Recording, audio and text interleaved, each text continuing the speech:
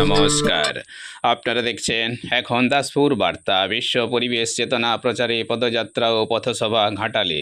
পরিবেশ আমাদের ধাত্রী, আহার সুখ শান্তি দাত্রী, অথচ এই পরিবেশকেই আমরা সোনার ডিম পাড়া হাঁস জ্ঞানে রাতারাতি আকাশ ছোঁয়া সুখ বিলাস ভোগ সৃজনে আগ্রাসী মানসিকতায় ধ্বংসলীলায় মেতে উঠেছি।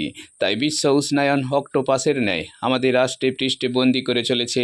এ থেকে পরিত্রাণে গাছ লাগান, গাছ বাঁচান, প্লাস্টিক যত্রতত্র না ফেলে সংরক্ষণে পুনঃ ব্যবহারের সতর্কতা ও চেতনা প্রসারে পরিবেশকর্মী গৌতম কুমার পাত্রের উদ্যোগে ঘাটাল শহরের রাজ্য সড়কে র্যালি ও পথসভা হয়েছে 4 জুন বৃহস্পতিবার সকালে।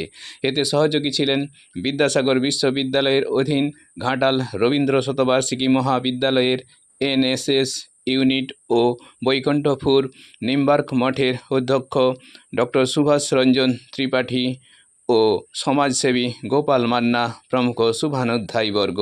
এরই কয়েক ঝলক এখন দাসপুর বার্তায়। ঘাটাল থেকে রিপোর্টে শ্যাম সুন্দর দলই। Like and follow with subscribe এখন দাসপুর বার্তা। এই দাসপুর বার্তায় যুক্ত হন, আলোর পথে এগিয়ে চলুন। কমাতে আমাদের যা যা করণীয় তাই করব।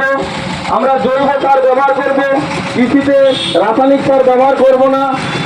প্রকৃতির হাত থেকে মানুষকে বাঁচানোর জন্য আগামী দিন পরিবেশ দিবস। তাই প্রতিটি মানুষকে বলবো, আপনারা একটি করে গাছ লাগান।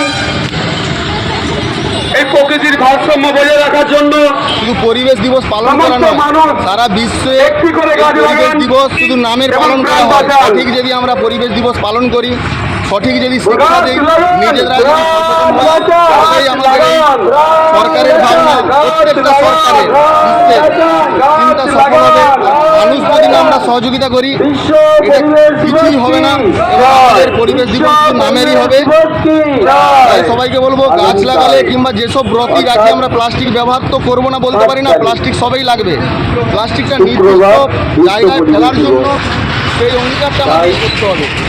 নির্দিষ্ট জায়গায় যদি আমরা বর্জ্য ফেলি, তবেই কিন্তু আমাদের দেশ সারা সহ সারা পৃথিবী উন্নয়ন ঘটবে এবং এই উন্নয়নের পৃথিবীতে দূষণ মুক্তভাবে আমরা এই পৃথিবীতে বাঁচতে পারবো। এটাই হলো আমার বার্তা। এত মানুষ অংশগ্রহণ করছে, সবাইকে ধন্যবাদ।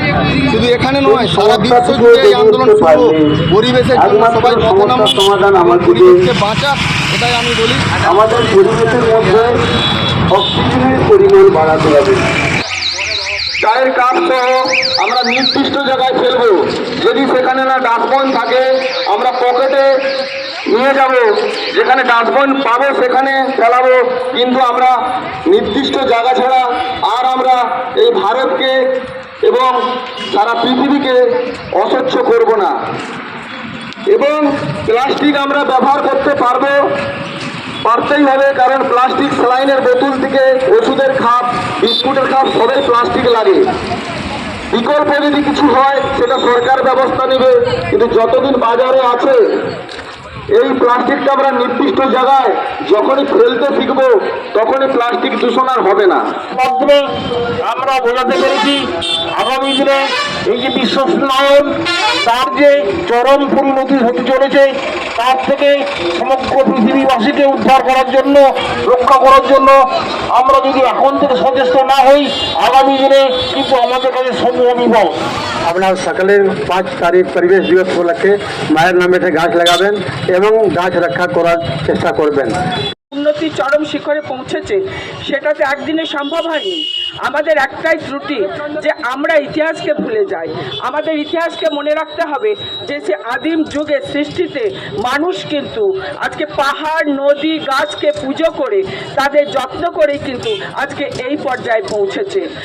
এই গাছের উপকারিতা অপরিসীম। পরিবেশের ভারসাম্য বজায় রাখার জন্য আমাদের গাছকে যেমন বাঁচিয়ে রাখতে হবে, তেমনিভাবে আমাদের প্লাস্টিক বর্জন করতে হবে। গাছ ছাড়া আমরা এক মুহূর্ত বাঁচতে পারবো না। আমাদের সন্তানকে আমরা যেভাবে লালন পালন করি, আমাদের গাছকেও সেইভাবে লালন পালন করতে হবে।